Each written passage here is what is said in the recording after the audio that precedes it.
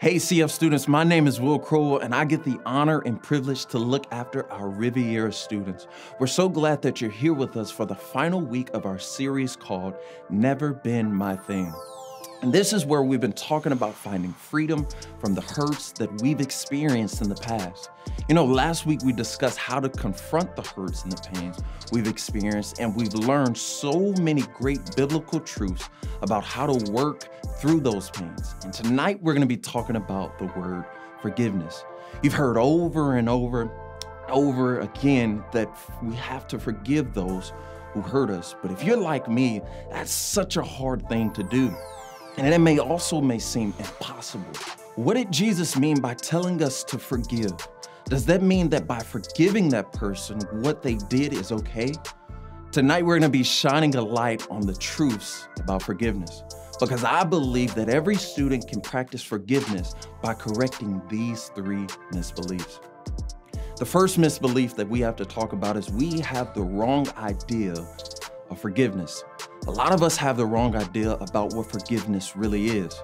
So to truly understand what forgiveness means to someone, we need to start with a few truths about what forgiveness is not. Forgiveness is not saying it's not a big deal or really didn't hurt. Listen, what was done or said to you was not right and certainly does not reflect God's desire for you.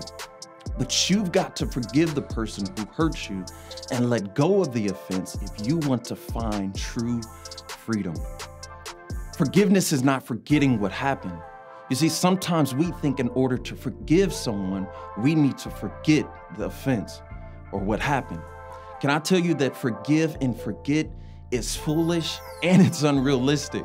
We may never forget what happened to us, but God wants to heal our hearts so that we can remember what happened to us without reliving the pain associated with it. Jesus says this, "Behold, I am making all things new," in Revelations 21:5. So Jesus wants to do that in your life. Forgiveness is not always reconciliation. Letting go of the offense does not mean that you need to reconcile with the person. Letting go of the offense does not mean that you need to reconcile with everyone. If it is possible, as far as it depends on you, live at peace with everyone. That's what it says in Romans 12:18. There are times when coming back together may not be the best choice. Before trying to reconcile with someone, ask these three questions. Have they stopped doing the things that hurt or offended you? Do they have the desire to make things right with you? And are they being consistent in their words and their actions? If you can answer all three of those questions with a yes, then by all means, pursue reconciliation. But if those answers are no, simply begin allowing the miracle of forgiveness to happen in you first. Because see, reconciliation is a two-way street. If the person who hurt or offended you isn't ready to reconcile, then trying to do so might even cause further pain or disappointment. The second misbelief is that forgiveness doesn't seem fair. It doesn't seem fair to forgive a person who we don't think deserve it. But we have to remember that forgiveness is not about fairness. You see, look at Jesus' sacrifice for us. That didn't seem fair that after living a perfect life, he would die for the imperfections of humanity so that we could be forgiven.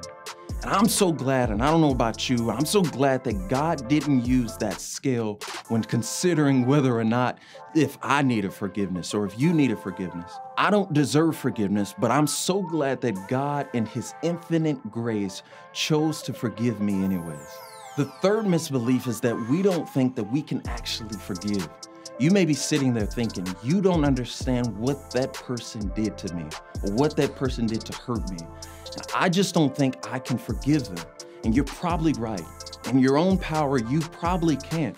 But fortunately, we don't have to walk through life in our own power. Listen to the words of Apostle Paul in 2 Corinthians 12:9. 3 different times I begged the Lord to take it away.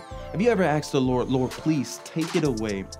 And each time he said, my grace is all you need. My power works best in your weakness. So now I'm glad to boast about my weaknesses. Why? So that the power of Christ can work through me. You see, even the Apostle Paul needed God's help. And what he's saying here is that when we're weak, it's the perfect opportunity because that's when God does his best work. Ultimately, forgiveness is a decision. Forgiveness is a choice and not a feeling. And it's a choice that we have to make every single day. I want you to think of a specific person who hurt you or even offended you. Maybe it's a family member. Maybe it's a friend. Maybe it's an ex-boyfriend or a girlfriend. Come on, somebody. Maybe it's a coach or a teacher or even your pastor. Now, I want you to write their name down in your notes and how they hurt or offended you.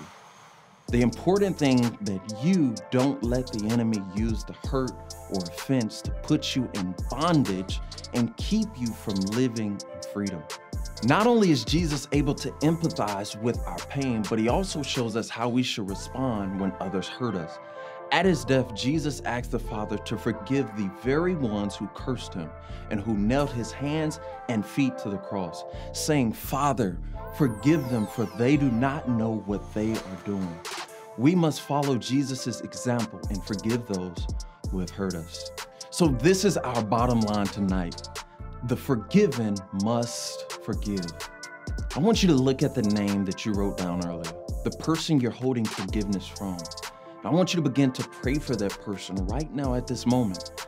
Ask God to help you love and forgive them just as God has loved and forgiven you.